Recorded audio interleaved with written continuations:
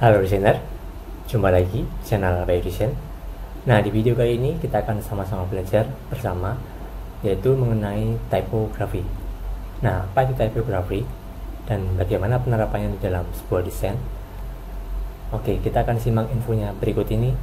Tapi sebelum itu, kita simak dulu dan kita tonton dulu intro berikut ini.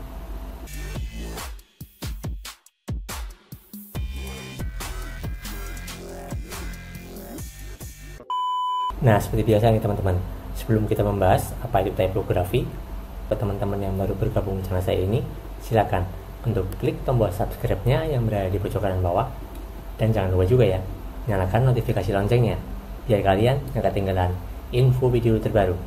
Oke, baik teman-teman, kita akan mulai ya pembahasan tentang apa itu typography. Nah, mungkin di YouTube itu belum banyak ya desainer-desainer yang belum membahas tentang typography. Nah, khusus di video ini saya akan coba membahasnya dan semoga teman-teman bisa mempelajari apa yang saya berikan pada hari ini, teman-teman. Oke, kita mulai saja. Typography. Nah, typography dalam kaitannya dalam dunia desain ibarat sebuah nyawa ya, sebuah nyawa yang akan mengisi kekosongan sebuah grafis. Nah, kalau kita tahu, typography itu berfungsi untuk memberikan suatu informasi tambahan atau added information ya kepada audiens. Nah, selain desain, typography ataupun pengaturan huruf ini sangat berfungsi dan sangat berguna sekali ketika kita mencoba memvisualkan suatu informasi di dalam sebuah desain. Nah, penjelasannya seperti ini. Nah, dalam bahasa Inggris itu typography bisa diartikan sebagai ilmu tentang penataan atau menata sebuah huruf ya, menata sebuah huruf. Jadi typography itu berbeda dengan font ya, karena banyak sekali ya mungkin desainer yang mengira typography itu sama dengan font, padahal dua hal ini adalah suatu yang sangat berbeda, teman-teman. Jika typography itu adalah penyusunan huruf atau merangkai sebuah huruf menjadi suatu susunan yang baik ya. Nah, jika font ini adalah jenis huruf atau typeface dalam sebuah desain. Katakanlah contohnya Times New Roman, kemudian ada Calibri, ada Tauma, Arial, dan lain-lain sebagainya, masih banyak lagi. Nah, itu adalah yang namanya jenis font atau font ya. Nah, jadi typography dan font itu adalah suatu dua hal yang sangat berbeda, teman-teman. Sehingga dalam typography itu orang-orang akan lebih memahami informasi visual yang kita sampaikan kepada mereka. Nah, itu adalah fungsi dari typography, yaitu memberikan informasi tambahan kepada audiens tentang apa yang kita visualkan. Oke, kita lanjut ya, agar kita lebih paham lagi. Nah, ini adalah beberapa fungsi dari typography itu sendiri, teman-teman. Yang pertama adalah kemudahan membaca. Nah, kemudahan membaca ini adalah suatu hal yang sangat mutlak ya, sangat mutlak diperlukan ketika kita menyampaikan sebuah informasi visual kepada audiens ya. Nah, yang pertama ini adalah pemilihan jenis font dan ukurannya. Nah, kembali lagi, dalam typography, font dan ukuran sebuah font itu adalah sesuatu yang sangat berguna dan sangat urgent sekali ya, sangat penting, sehingga dimana kita membuat sebuah typography dalam sebuah desain itu pemilihan font dan ukurannya itu harus terlihat bagus dan terlihat jelas, teman-teman. Jangan sampai ketika kita membuat typography keterbacaan atau kejelasannya itu minim. Karena kenapa? Karena typography itu kan dilihat oleh orang ya, oleh audiens, oleh manusia.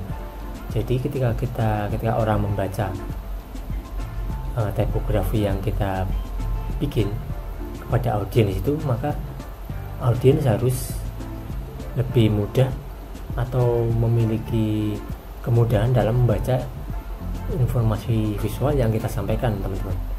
Jadi itu adalah fungsi yang pertama dari typography. Kemudian yang kedua adalah fungsi menarik perhatian. Nah, menarik perhatian ini udah masuk kaitannya dengan keindahan yang kita ciptakan dalam membuat sebuah typography. Misalkan hurufnya dibikin lebih artistik, ada kait-kaitnya, kemudian ada sedikit visual atau gambarnya sedikit di typografinya, kemudian ada penataan hurufnya, ada huruf kecil, huruf besar, kemudian ada huruf yang agak miring, terus ada huruf yang agak tebal. Nah, itu adalah fungsi yang berkaitan dengan artistik atau ketertarikan atau kemenarikan sebuah typography, teman-teman. Kemudian itu adalah fungsi yang kedua ya. Fungsi yang ketiga, kita harus menciptakan sebuah keindahan. Nah, fungsi keindahan ini adalah yang berkaitan dengan sebuah kesan atau kesan keindahan ya, kesan keindahan di dalam sebuah huruf yang kita rangkai atau yang kita bikin ya, kita susun. Nah, menciptakan keindahan ini bertujuan untuk menambah suasana yang indah atau memberikan kesan yang lebih kepada audiens ya. Jadi tidak sekedar typografi saja, tidak sekedar jenis font dan ukuran saja, tapi kita harus bisa membuat sebuah tipografi yang unik, yang menarik perhatian audiens. Nah, fungsi utamanya adalah itu ya, tipografi. Kemudian kita lanjut lagi. Kemudian ini adalah ada prinsip-prinsip dari tipografi itu sendiri, yaitu prinsip keterbacaan sebuah huruf ya. Nah, contohnya seperti ini ya, teman-teman lihat. Biasanya dalam sebuah penulisan atau pembuatan tipografi adalah ada pembuatan huruf kecil dan huruf besar. Kalau huruf kecil itu seperti ini ya, teman-teman. Jadi hurufnya semuanya kecil, nggak ada yang besar sama sekali. Kemudian di sebelah kanannya ini adalah huruf besar. Nah, kesan seperti ini, karena kesan huruf kecil dan huruf besar dalam sebuah tipografi itu akan menimbulkan keterbacaan atau sebuah kontras antara huruf besar dan huruf kecil ya. Nah, itu adalah prinsip keterbacaan dari tipografi. Misalkan dalam sebuah poster ya, sebuah poster, jika kita ingin menimbulkan sebuah informasi yang padat dan informatif, maka kita harus menimbulkan sebuah kontras dalam tipografi itu sendiri, teman-teman. Misalkan lebih menonjolkan huruf yang lebih besar atau huruf yang lebih tebal dalam sebuah poster itu. Misalkan kita ingin membuat sebuah informasi tentang Idul Adha misalkan ya. Nah, jadi misalkan kita merangkai hurufnya selamatnya itu dengan huruf kecil, kemudian Idul Adhanya dengan kita bisa menyusunnya dengan huruf yang lebih besar, teman-teman. Nah, itu adalah fungsi dari prinsip keterbacaan tipografi. Jadi keterbacaan huruf kecil dan huruf besar itu harus kita pertimbangkan sekali dalam pembuatan tipografi. Nah, ini adalah lagi prinsip-prinsip tipografi yang lain adalah penyusunan huruf lurus, huruf biasa ya, reguler, huruf italik dan huruf besar ya. Nah, kalau kita tahu di tipografi itu adalah penyusunan suatu kata. Kalau kita bermain Word ya, Microsoft Word, pasti itu akan ada itu penyusunan atau pengaturan huruf, seperti penyusunan huruf reguler, kemudian huruf yang bercetak miring atau italik ya, kemudian ada lagi huruf yang dicetak tebal atau bold. Nah, fungsi-fungsi pengaturan itu sendiri adalah agar berfungsi untuk lebih menonjolkan sebuah informasi tambahan kepada audiens. Nah, itu adalah prinsip dari tipografi.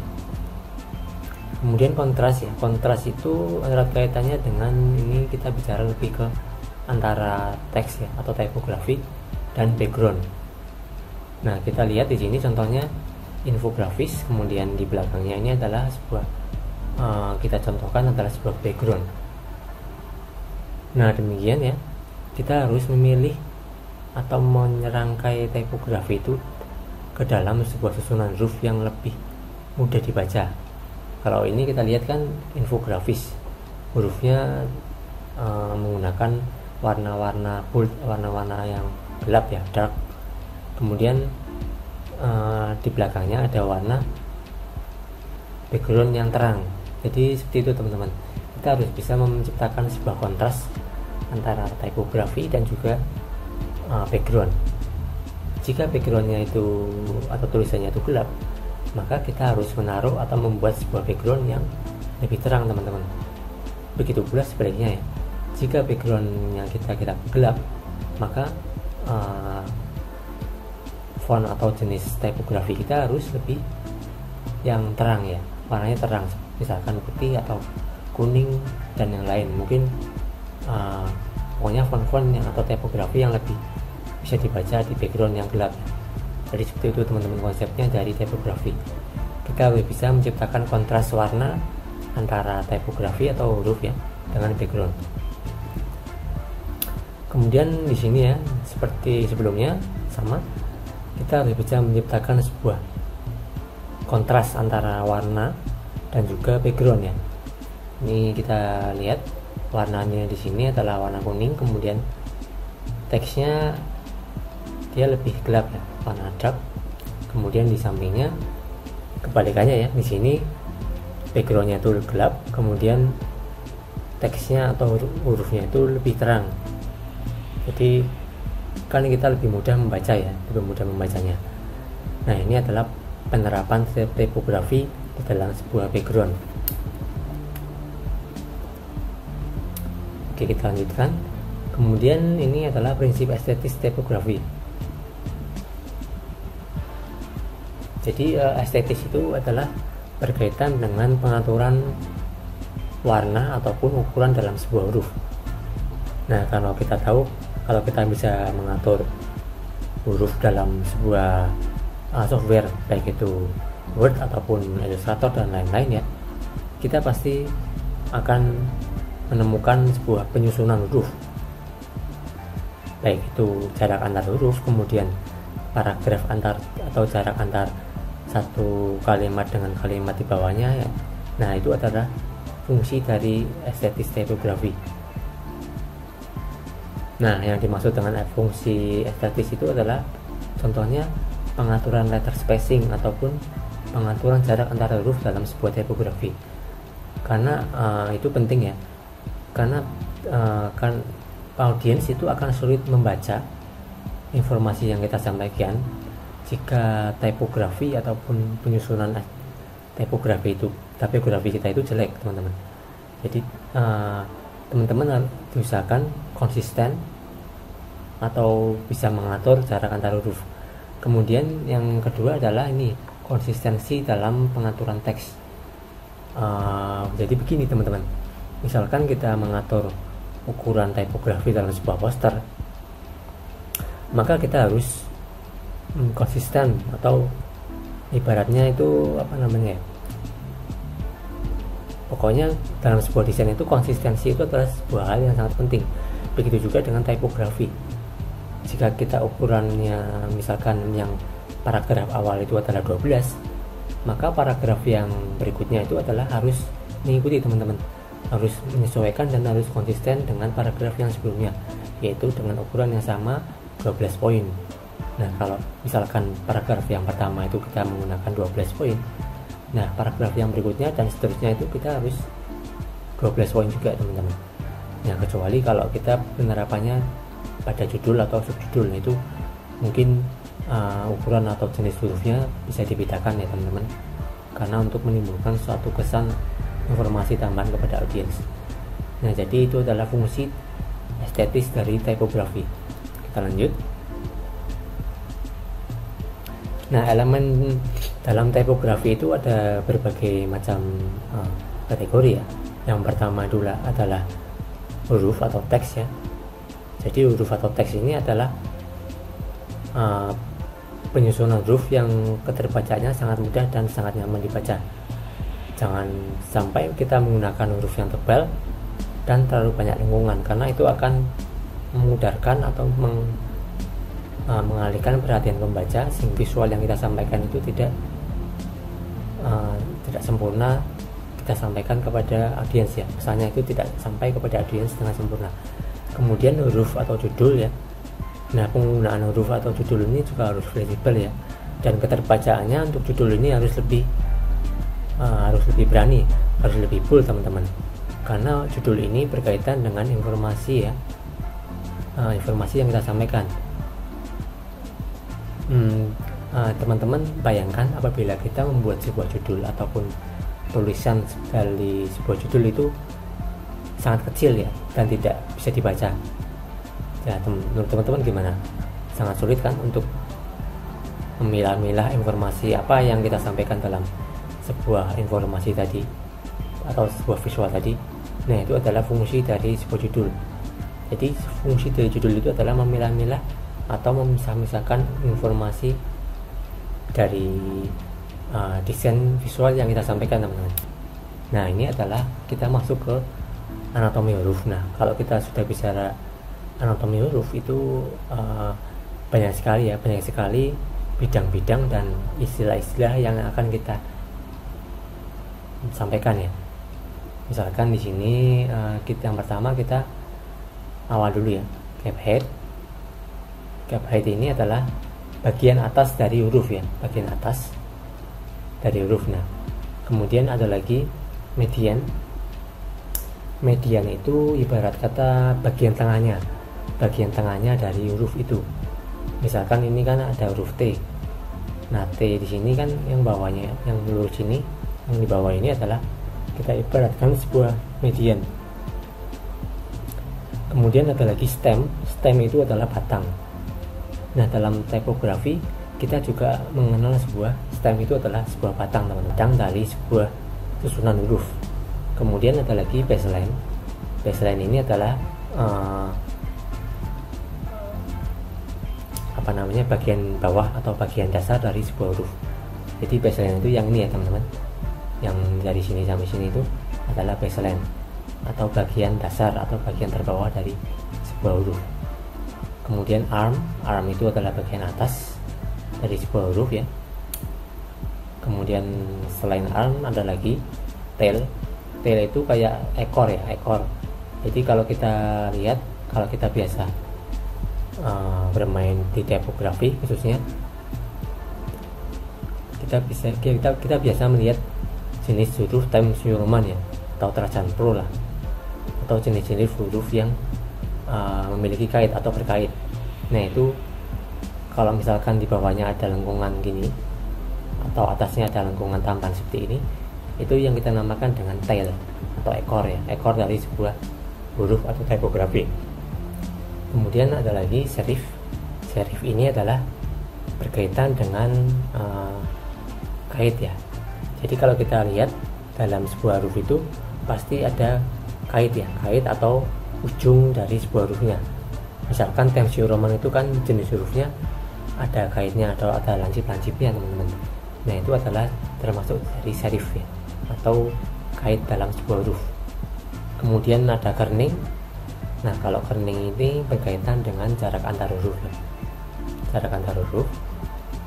Kemudian vowel. Vowel ini seperti dasar dari huruf ya, dasar dari huruf seperti ya, sama seperti arm ya, istilahnya sama seperti arm, yaitu dasar atas dari sebuah huruf. Kemudian ear itu kayak mata ya, istilahnya itu kayak mata. Jadi dalam sebuah huruf itu ada runcing keluar. Runcing keluar ini kita namakan dengan ear teman-teman. Kemudian loop ini adalah bagian huruf atau susunan huruf yang berulang-ulang. Contohnya dalam huruf G, kemudian dalam huruf apa lagi ya, huruf B misalkan, itu kan ada lengkungan ya, lengkungan huruf yang berulang-ulang seperti ini. Jadi kayak ular seperti ini ya, lengkungannya itu. Jadi misalkan ini kan ada garis lengkung nih, lengkung, kemudian Kemudian yang kedua ini ada lengkungan lagi. Nah, itu yang dinamakan dengan loop atau perulangan dalam sebuah tipografi. Kemudian ada lagi terminal. Terminal ini erat kaitannya dengan seperti tadi ya, kayak tail, dia pangkal dari sebuah huruf. Jadi kalau dalam huruf itu kan ada lengkungan, misalkan lengkungan, kemudian atasnya itu ada batas atasnya ya, misalkan ya. Nah, itu kita namakan dengan terminal. Nah, kalau ini ada lagi ascender. Ascender itu biasanya bagian bawah dari huruf ya, bagian terbawah dari huruf. Kemudian kita mengenal lagi ascender. Ascender itu bagian teratas dari huruf. Misalkan kita lihat di sini adalah contohnya huruf H. Huruf H ini kan ada bagian ujung yang paling tinggi. Nah, itu dinamakan dengan ascender. Nah, jika di bagian yang paling bawah, misalkan kita dalam huruf P ini, nah, descender ini adalah merupakan bagian terbawah dari sebuah huruf. Nah, itu yang dinamakan dengan descender, teman-teman. Nah, ini ada lagi exit. Exit itu berkaitan dengan tinggi rendahnya sebuah huruf ya, atau ukuran tinggi dari sebuah huruf. Nah, kalau teman-teman biasa bermain dalam sebuah desain atau visual desain ya, pasti nggak terpisahkan dari sebuah exit atau tinggi dari sebuah huruf.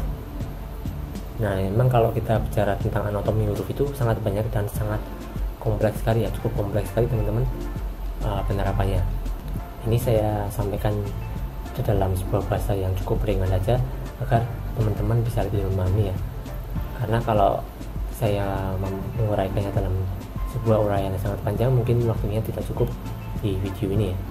Oke, kita lanjut. Nah, contohnya ini ada klasifikasi huruf berdasarkan waktu.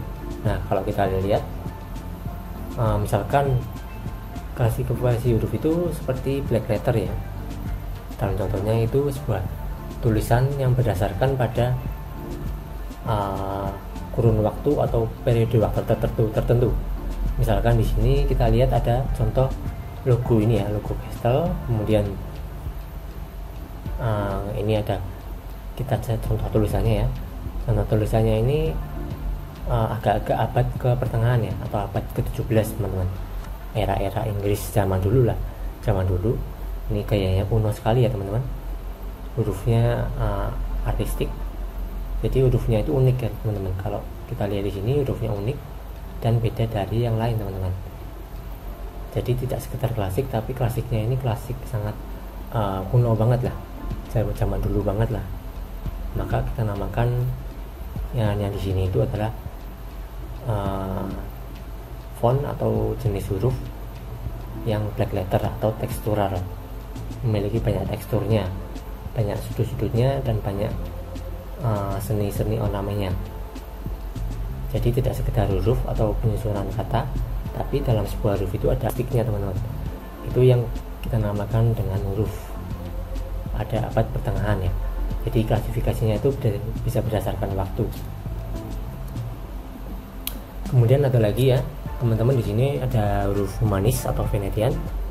Nah, kalau teman-teman misalkan menandatangani sebuah kontrak dari klien ataupun menulis tulisan miring ya, kalau teman-teman dulu zaman SD kan biasa menulis halus ya, menulis halus.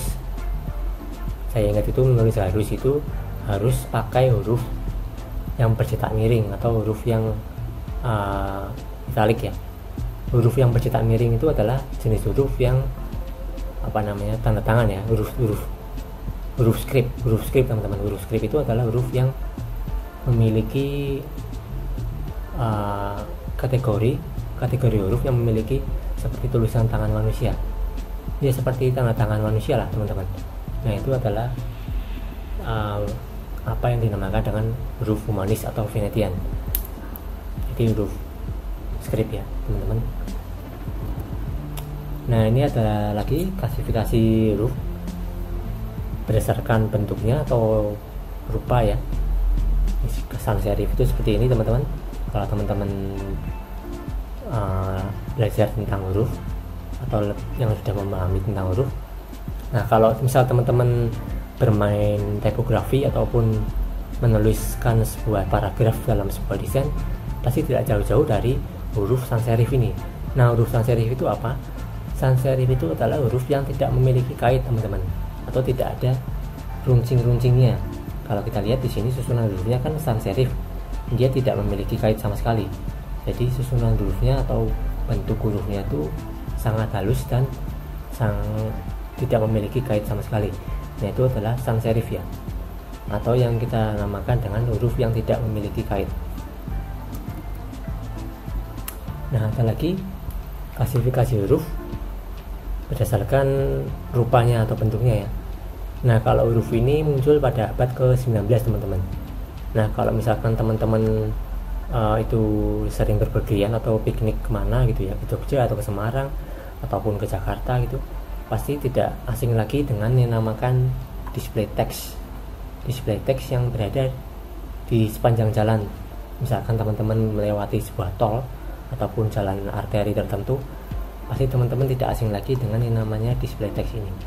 Nah, display text ini berfungsi untuk apa? Untuk menunjukkan sebuah informasi yang jelas kepada pembaca tentang arah tertentu, arah sebuah daerah ataupun arah sebuah tempat ya, sebuah area, menunjukkan sebuah area ataupun menunjukkan peta sebuah jalan, teman-teman. Nah, itu adalah fungsi dari display text ya. Nah, display text itu sendiri harus ditulis ataupun harus dibuat ke dalam sebuah huruf yang tebal, yang kontras dari background dan bisa membuat informasi yang jelas kepada pembacanya. Jadi kalau kita sudah bicara dengan display text, misalkan kita membuat ya, disuruh membuat display text, maka kita harus membuat display atau huruf yang sangat mudah dibaca dari kejauhan, teman-teman. Jadi dari jauh itu, kalau kita bicara display text ya, hurufnya itu harus mudah dibaca dari jarak yang jauh sekalipun, teman-teman. Jadi itu adalah display text ya. Kemudian ini ada tipografi berdasarkan bentuk. Jadi seperti tadi ya, contohnya seperti sebelumnya, Roman ya. Roman ini adalah huruf yang memiliki kait atau memiliki runcing ya, memiliki runcing atau memiliki sudut-sudut di antara hurufnya, jenis hurufnya. Nah, itu ya dinamakan dengan jenis huruf Roman. Jenis huruf ini menimbulkan kesan anggun, kesan klasik, dan kesan lemah gemulai atau feminin, teman-teman. Jadi hurufnya tipis ya, tipis, ada sedikit lancip-lancipnya atau runcing-runcingnya, kemudian terkesan artistik dan juga feminin karena ketipisiannya tadi itu. Nah, itu adalah jenis huruf Roman. Kemudian ada lagi jenis huruf Egyptian. Nah, kalau Egyptian ini hurufnya lebih unik lagi ya. Dia ada sedikit apa ya namanya, kalau kita lihat ada sebuah garis ya, garis lurus lagi. Jadi ini garisnya kita lihat ya, kita perhatikan elemen hurufnya itu seperti klasik ya, klasik, tapi dia percampuran antara klasik dan juga modern, teman-teman. Jadi di sini kan hurufnya ada yang atas ini kan pertama lurus ya, kemudian di sini bawahnya melengkung lagi, kemudian ini lurus lagi, kemudian di tengah-tengah ini kita ketemu lagi dengan lengkungan, kemudian di bawah lagi kita ketemu dengan lengkungan huruf lagi.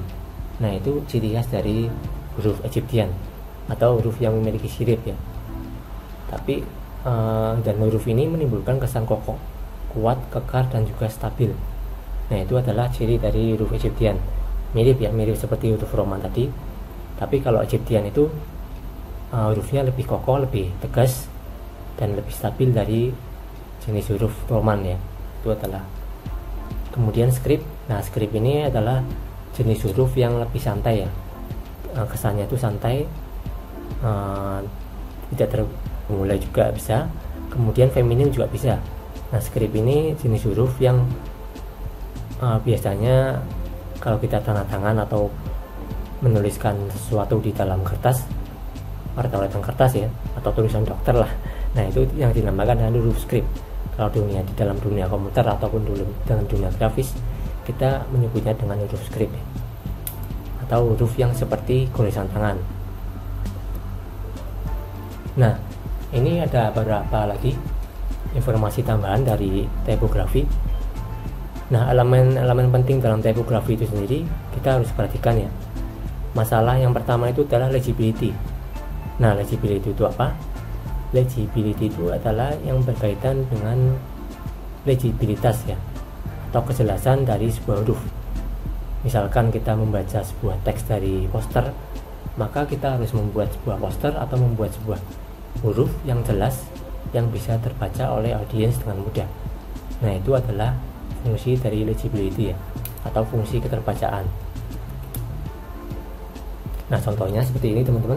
Kalau teman-teman lihat di sini ada huruf yang memiliki keterbacaan yang sangat sulit dibaca. Ini kita baca ayam ya, ayam. Kemudian di bawahnya yang di sampingnya ini ayam. Nah, kira-kira lebih mudah dibaca yang mana? Yang kiri atau yang kanan? Jawaban yang benar atau lebih tepat itu adalah tipografi yang ada di sebelah kanan ya, yang tulisannya biasa, ini ayam. Nah, kenapa saya memilih yang kanan? Karena dari sisi keterbacaan itu lebih mudah dibaca dan lebih mudah dicerna tipografi yang sebelah kanan ya, daripada yang sebelah kiri. Ini kalau kita lihat kan hurufnya macam-macam ya. Ini kalau misalnya kita baca ayam, tapi ini P-nya ini seperti huruf P ya, nggak seperti huruf Y. Padahal kita nulisnya itu ayam, tapi Y-nya itu seperti dibaca seperti huruf P. Jadi bacanya kita apam ya, apam, nggak ayam tapi apam teman-teman. Jadi itu adalah fungsi dari legibilitas atau legibility dalam tipografi teman-teman. Jadi penting ya, keterbacaan dalam sebuah huruf itu penting. Kemudian ini ada contoh lagi, ini apa ini? Ayam lagi, tapi dia memiliki jenis huruf yang beda lagi. Ayam. Kemudian di sini ya. Nah, yang tanda centang ini kan berarti yang benar ya. Ayam. Nah, ini hurufnya ayam, dia lebih mudah dibaca dan dia hurufnya lebih bold teman-teman. Jadi keterbacaannya itu lebih mudah dibaca yang sebelah kanan daripada yang huruf sebelah kiri ini. Kemudian elemen lain dari tipografi yang lain adalah readability ataupun berkaitan dengan keterjelasan ya, sama seperti ke sebelumnya readability ya. Readability itu berkaitan dengan kejelasan atau keterbacaan dari sebuah huruf. Misalkan kita menuliskan sebuah huruf desain grafis misalkan. Nah, desain grafis ya, misalkan desain grafis kalau misalkan kita menuliskannya tanpa spasi ya, tanpa spasi sama sekali, misalkan seperti ini ya. Saya contohkan ya sebentar. Nah, jadi misalkan ada contohnya seperti ini teman-teman. Lilin ya, lilin. Ini kita kan menulisnya, ini ada dua tulisan yang sama ya, bacanya lilin, dan yang sebelah kanan ini juga lilin teman-teman. Ini kalau kita misalkan lihat dari samping kiri ke yang sebelah kiri itu kan tulisannya sangat tidak bisa dibaca sama sekali ya, atau keterbacaan atau legibilitasnya itu sangat jelek sekali teman-teman. Ini kalau kita baca nggak lilin ya, tapi uun teman-teman, uun. Nah, kalau kita lihat, bayangkan kalau kita lihat di huruf yang sebelah kanan, ini lebih mudah dibaca ya teman-teman, karena dia memiliki, selain dia memiliki keterbacaan atau jenis huruf yang tebal dan bold ya, dia juga memiliki spasi. Jadi spasi dalam sebuah penyusunan tipografi itu adalah hal yang sangat vital atau hal yang sangat penting teman-teman. Ini karena lebih mudah dibaca karena dia memiliki spasi yang baik. Kalau di yang sebelah kiri ini, dia bacanya, terbacaannya itu sulit sekali untuk dibaca karena dia tidak memiliki spasi yang jelas atau kurangnya pemberian spasi dalam huruf. Ya, itu mungkin teman-teman yang bisa saya sampaikan untuk hari ini. Semoga informasi tentang tipografi ini bisa teman-teman pelajari ya dengan mudah. Dan apabila teman-teman ada pertanyaan ataupun ada yang belum jelas tentang tipografi, teman-teman bisa tanyakan di kolom komentar di bawah ya, seperti biasa. Nanti bagi teman-teman yang menjawab, nanti pasti saya akan jawab sebisa saya ya. Oke teman-teman, mungkin cukup sekian tutorial kita hari ini. Semoga bisa bermanfaat dan kita berjumpa lagi di video berikutnya teman-teman. Salam sehat, tetap semangat, dan salam desain grafis.